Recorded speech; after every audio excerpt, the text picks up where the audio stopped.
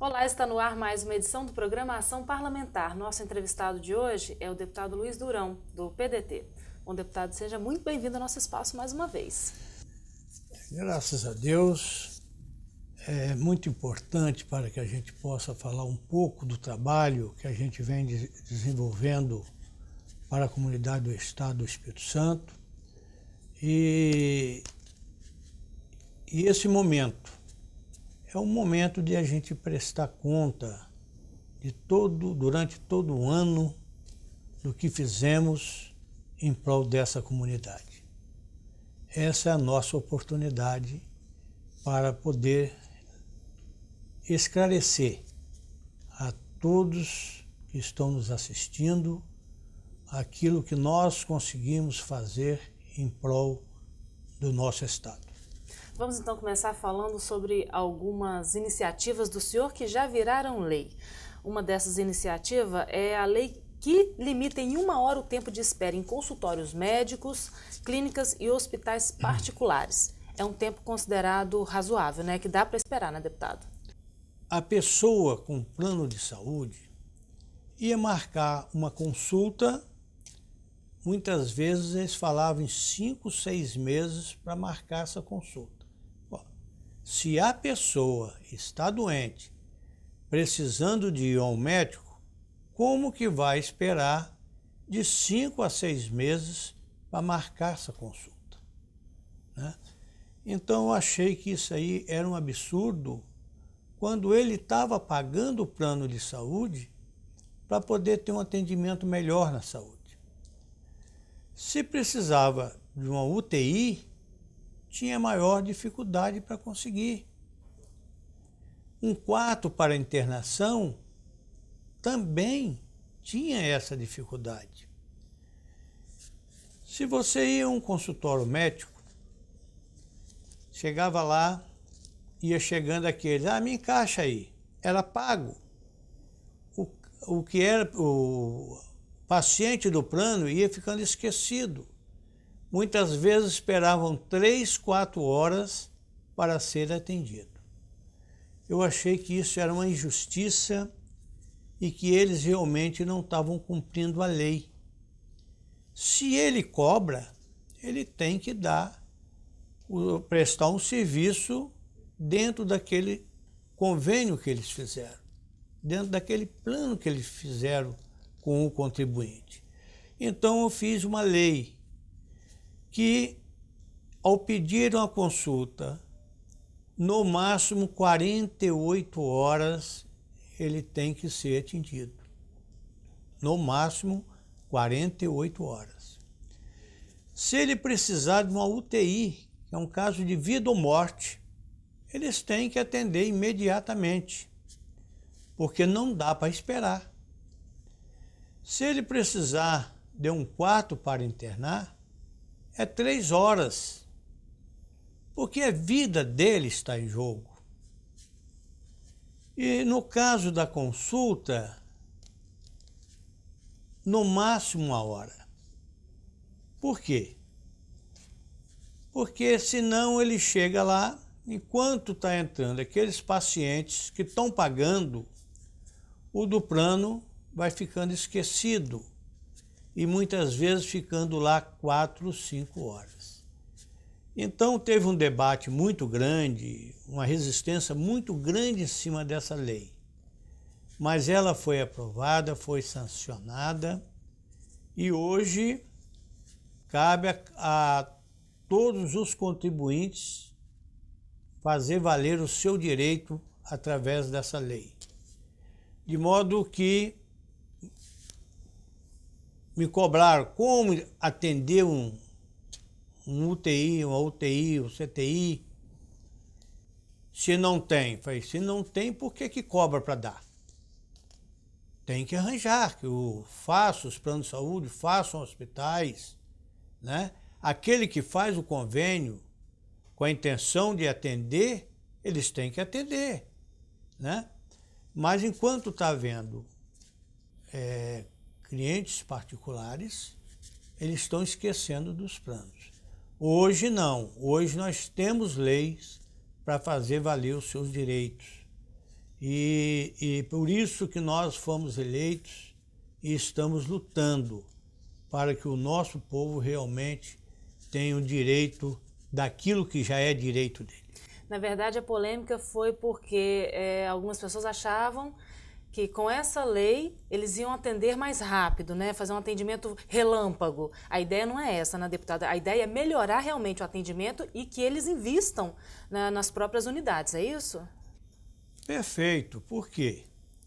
Se a pessoa marcaram a hora para ele ser atendido, a 1 hora, às 13 horas, por exemplo, ele tem até às 14 horas para atender ele. Agora, o que não pode é ele marcar às 13 horas, daí a pouco chega um paciente particular, eles vão empurrando o do convênio. E aí, por diante, muitas vezes, esse fica esperando 3, 4 horas. Então, para valer o seu direito, nós demos um prazo de espera de 1 hora. Agora, o atendimento lá, 1 hora eu acho que é o suficiente para ele atender, né? Pode ter até um caso ou outro, mas para isso a própria lei também dá uma abertura. Em caso de força maior, no caso que ele esteja operando, no caso que ele esteja atendendo um paciente que ele precisa atender numa emergência, essa lei tem essas escapatórias. Agora, o que não pode é ele chegar, o paciente está lá 1 hora, ele chegar às 3 horas e dizer que está fazendo uma operação e, na verdade, quando levantar, ele não estava operando ninguém. Aí ele passa a ser responsabilizado por esse ato que ele está fazendo. Bom, vale ressaltar que essa lei é para a iniciativa privada. No caso de hospitais públicos, deputado.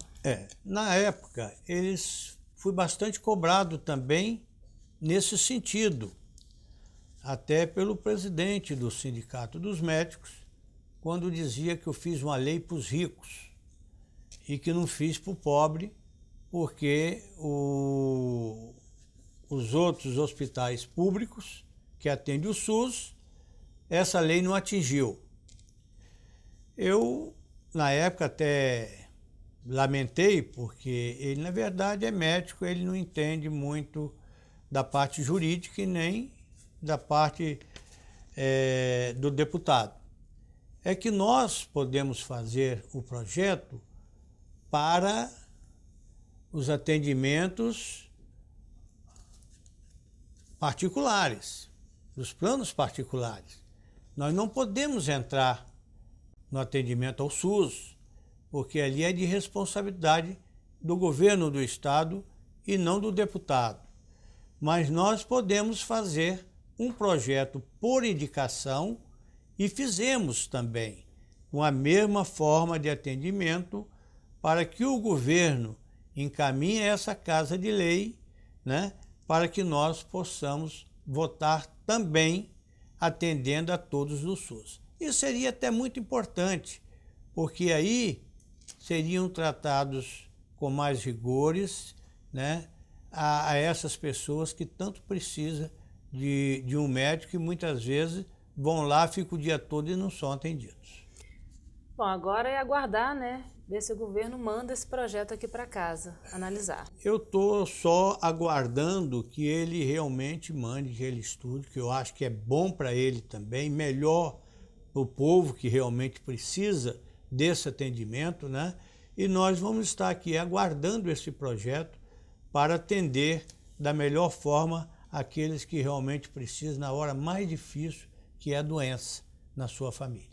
Bom, deputado, outra iniciativa do senhor que virou lei é justamente a que reserva 10% das vagas de emprego em empresas que recebem incentivos fiscais. É uma boa iniciativa, né, levando em consideração que faltam justamente políticas públicas para inserir o jovem no mercado de trabalho, né? Essa lei 9.791 é uma lei muito importante para todos nós, principalmente para o jovem. Mas se nós investirmos no jovem, nós estamos investindo no futuro do Estado do nosso Brasil.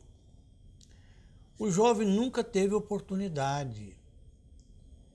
Eu, quando prefeito, eu tirei todas aquelas crianças, criei a Guarda Mirim, eu tinha 1.546 crianças e consegui recuperá-las todas, né?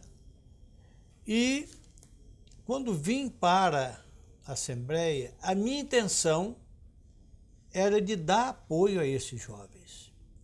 Por exemplo, quantas vezes eu vi o jovem passar semanas e semanas atrás de um emprego? E a resposta era sempre a mesma. Abria a carteira dele, você não tem experiência, então não dava emprego ao jovem. Como que esse jovem vai trabalhar se não dermos oportunidade a ele de dar o serviço? Então foi aonde que eu fiz esse projeto de lei, que ela foi aprovado com o número 9.791. Todas as empresas que recebem incentivo do governo, 10% tem que ser do primeiro emprego.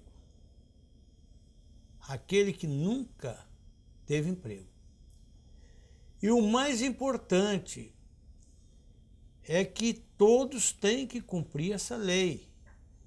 Porque se o fiscal levantar que não tem os 10%, ele perde todos os incentivos que foram dados à empresa.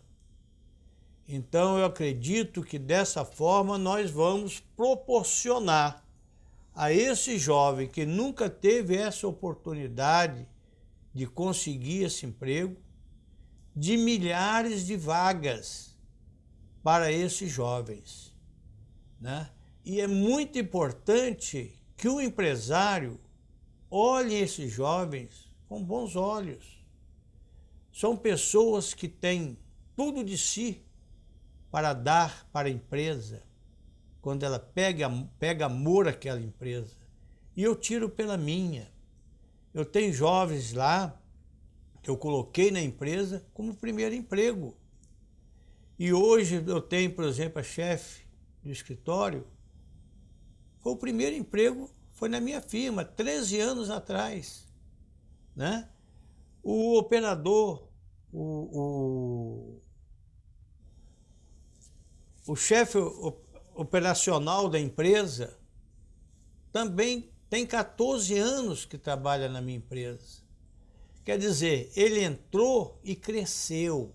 Aos poucos eu fui dando oportunidade, vendo o interesse dele, que a empresa também crescesse, que ele crescesse junto com a empresa, e isso aconteceu.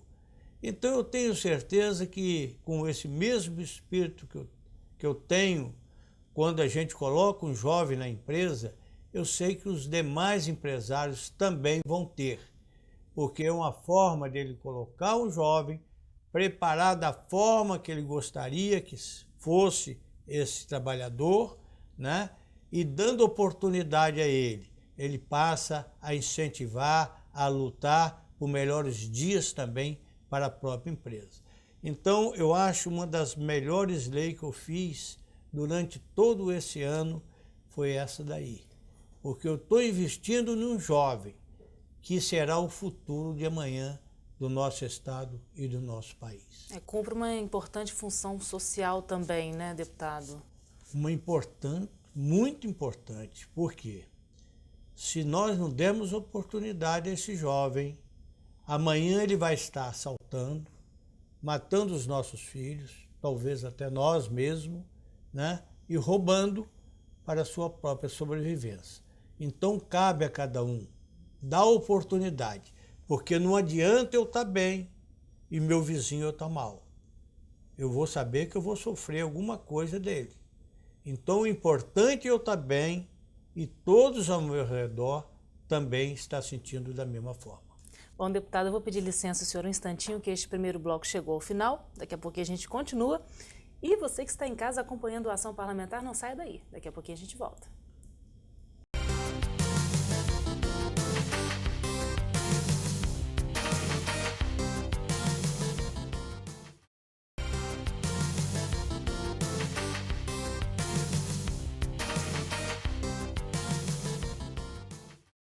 Estamos de volta com o segundo bloco do programa Ação Parlamentar, que hoje está recebendo o deputado Luiz Durão, do PDT. Bom, deputado, vamos falar agora de algumas iniciativas que ainda não viraram lei, mas estão em discussão. Uma delas é a que prevê a instalação de biombos, né, nos bancos, né, aqui do Estado. Deputado, isso na verdade está representando esse projeto, né? Eu estou representando porque esse projeto ele já foi aprovado, inclusive, pela Assembleia. E na hora de ser sancionado pelo governador, ele não foi colocado como inconstitucional. Só que tem mais de 5 estados que já aprovaram essa lei. E por que é constitucional nesses estados e é inconstitucional no nosso estado? Então eu estou representando esse projeto pela importância dele para todos que usam banco. Quantas pessoas que foram mortas ao sair do banco pelos marginais para tomar o dinheiro que ela levava, né? Quer dizer, os biombos é tão barato para o banco e tão importante para aquele que vai retirar o dinheiro no banco. Porque o bandido, sem ver o que ele está fazendo, se é depósito ou se ele está tirando o dinheiro, não vai assaltar todo mundo que está saindo do banco, não. Vai ser mais difícil, pelo menos, né? Sempre tem um olheiro ali para ver o tanto que você está tirando. E isso aí tem causado uma dor muito grande à nossa sociedade, que muitas vezes perderam o seu pai, o seu irmão, né? E isso aí poderia ter sido evitado se tivesse essa lei hoje funcionando. Por isso é que eu estou representando essa lei, porque eu estou aqui para lutar, para defender essa sociedade. Eu não estou aqui para lutar e defender o bancário.